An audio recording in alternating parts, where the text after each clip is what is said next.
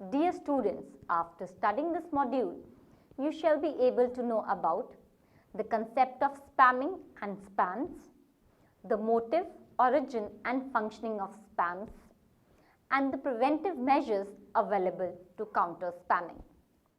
First, the introduction. There are a wide variety of definitions and interpretations of the word itself, but at its core, spam is unsolicited, irrelevant email sent in bulk to a list of people. For illustration, let's say a business developer purchased a list of email addresses from a local business organization. On the surface, that list of addresses seems like it could contain some great prospects for the business, and the user wants to send them an email with a relevant offer they cannot refuse. But since those people do not give explicit permission to contact them, sending an email to that list would be considered spam. Spam is considered to be any unwanted commercial electronic message. Spamming is the process of crowding the user's mail inbox with unsolicited or junk mails. It is generally used to advertise about any product or services, but the real problem arises for the user when the mails contain viruses and malicious softwares that can damage the user's computer or the data. It is often a source of scams, computer viruses and offensive content that takes up valuable time and increases costs for consumers, business and governments. Software companies offer their products for free, but they need to make money in one way or another. So they use several methods to earn. One of those methods is selling ads. Many websites have banner ads or pop-up windows with advertisements in them that are visible when the software is used. Advertising companies pay the software manufacturer to place the ads in their product, allowing the software manufacturer to offer their product for free to the customer. Next is spam functioning. There is a long list of conditions to determine a mail as a spam in comparison to a normal mail. There are certain features which are seen to identify a spam and to further reckoning its severity. The identification is also necessary to determine whether the operation will pass through the spam filters incorporated in the system security countermeasures.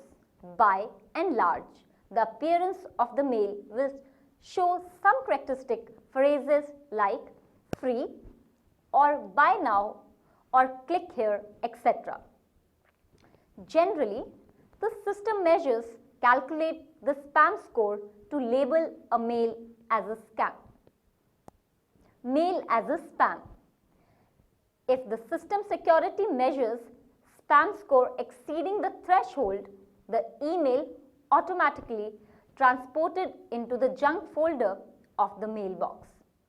However, the determination of such spam score is not consistent for every mail server, and the administrator may pass some mails through as a normal mail. Obviously, the filters are unable to function as they are entrusted to do. It is important to know that the spam mails are not always passed through. Just because of the inability of the administrator or due to the ineffectiveness of the security measures, but several times it has been observed that spam uses deceptive cloak to pass the filters untouched.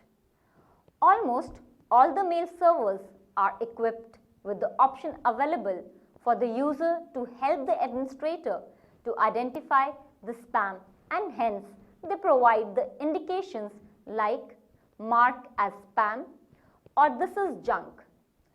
Spam filters or one mail server is though sync up with the other mail servers and to each other to share the identification of spam in every possible route.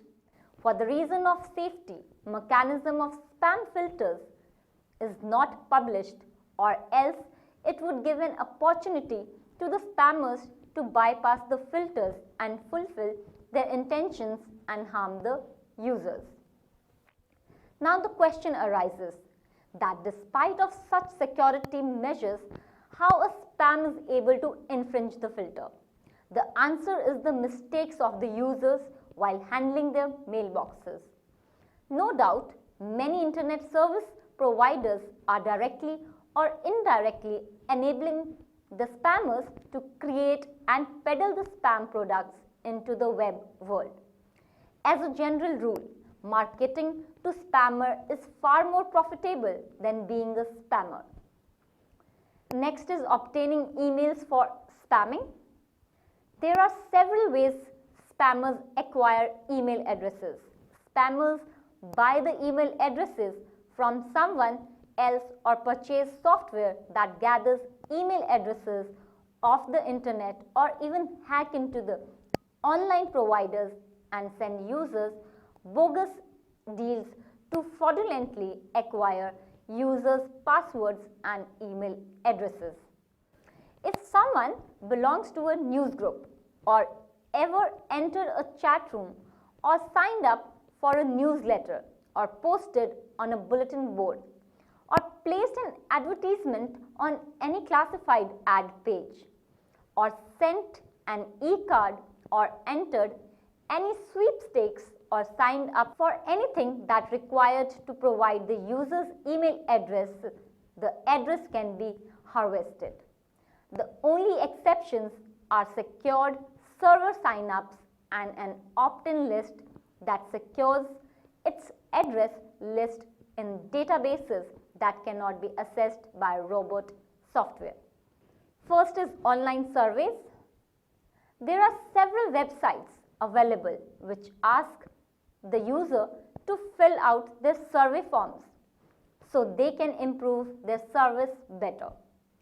Most of those forms contain small check-in option box which generally says about the reception of information or newsletters from the respective website. Once that box is checked, the mailbox becomes prone to be flooded with the spam messages. It is, however, not necessary that not checking opt-in box will not draw the spam mails. They may get in the mailbox remotely. Second is email address displayed on a website. This is the way of getting email addresses effortlessly. In the humongous world of m-commerce and neck-to-neck competition, almost all of the business firms or individuals are having email addresses readily available on their marketing websites in order to connect with their consumers directly. The consumers also in goodwill share their email addresses with the business partners, respective reasons. The list of such unprotected email addresses are easily swept for the purpose of spamming. Next is spywares. Another way to obtain email addresses for the system list is introducing a malified spyware to the system. Spywares are small script so designed that it can track the movement of the system on the internet, and it is done without the knowledge of the user of the concerned system. Spywares are generally unsolicited programs which are unknowingly downloaded by the user either directly or as an accessory to a downloadable operation. Spywares were originally created to assist marketers to track the advertising campaigns and prepare statistics of operational and non-operational data. The problem related to spyware is that it has an ability to collect and transfer personal data present on the infected system. Not to mention those data contains important information including email addresses. These spywares leak the email addresses to the unscrupulous members of the cyber community. Spywares can also get into the computer system through cookies even after removing the cookies. The spyware can remain and continue to track the movements on the internet. If any freeware has been downloaded in a computer, there is an increased chance of spyware intrusion which may be sending information without the knowledge and permission of the user. Next is preventive measures. It is always recommended to read the fine print before filling out any survey form or information form and to avoid providing any personal email address which could be misused. Although virus updates and up-to-date security programs are available, it is wise to open any suspicious mail with caution and not directly open the attachments of mail identified as unknown. Emails containing executable files are mostly dangerous and must be avoided. Any email containing softwares attached as an attachment could put the system security and performance at risk. Malicious softwares can corrupt the computer system and even hijack email account to use it as a host of virus dissemination. Frequently, spammers send mails with an appearance similar to the people known to the user. This is known as spoofing. In case of even a slight degree of doubt about the email, it is recommended to scan the mail by using security programs like anti-spams, antivirus and firewall softwares. Anti-spam software scans email before they reach the computer system and automatically gets rid of known spam. Most internet service providers, ISPs, offer this service, sometimes for a monthly fee. Many free email services also offer anti-spam services. Antivirus software can help protect the computer system from computer viruses. It can also help remove known viruses from an infected computer system.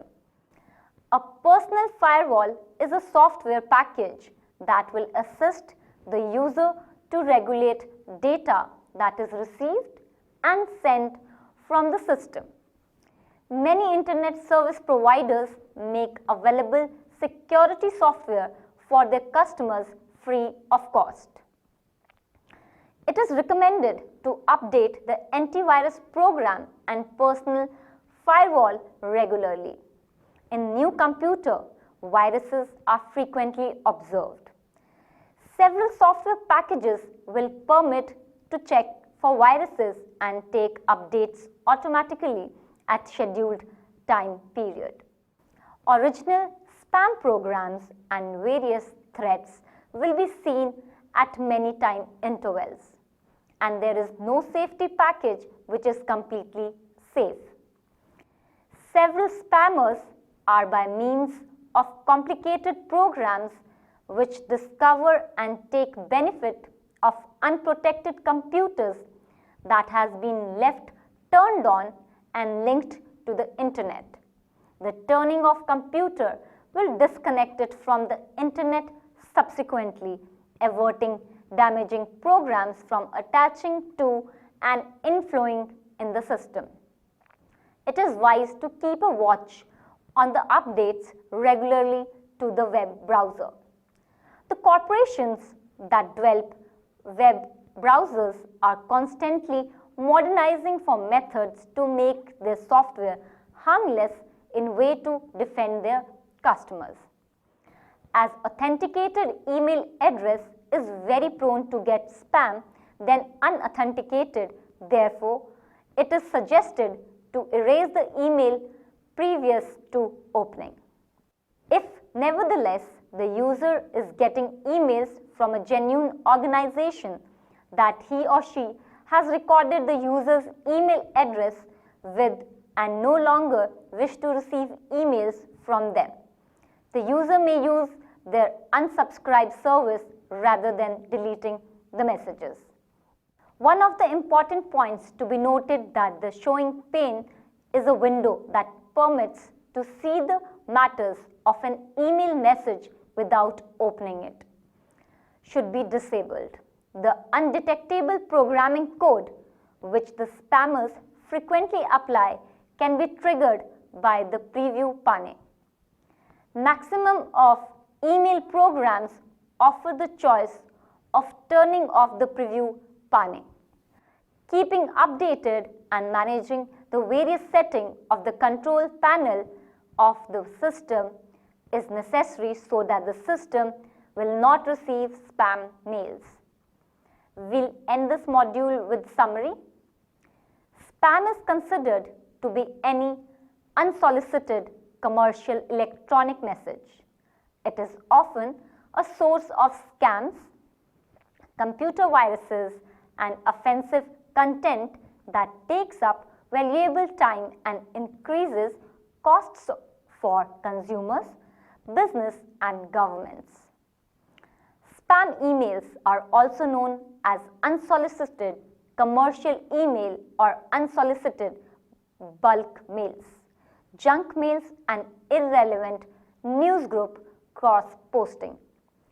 Spam mails are successful to get the attention and interest of the users by giving attractive content in the mails. Spam filters consider a long list of criteria while judging the spamminess of an email. Each factor is weighed and added up to determine a spam score, which then determines whether a campaign will pass through the filter or not. There are several ways spammers acquire email addresses. They buy them from someone else, purchase software that harvests email addresses off the internet, hack their way into online providers. Spammers get access to the email addresses when the user registers to any email service, forums, or blogs by hacking the information or registering as genuine users. An attacker spoofs the domain names or the email addresses and sends the emails to convince the receiver of the mail that it is from a known sender so that the receiver accepts those mails. This process is known as email spoofing. Several spammers are by means of complicated programs which discover and take benefit of unprotected computers that has been left turned on and linked to the internet.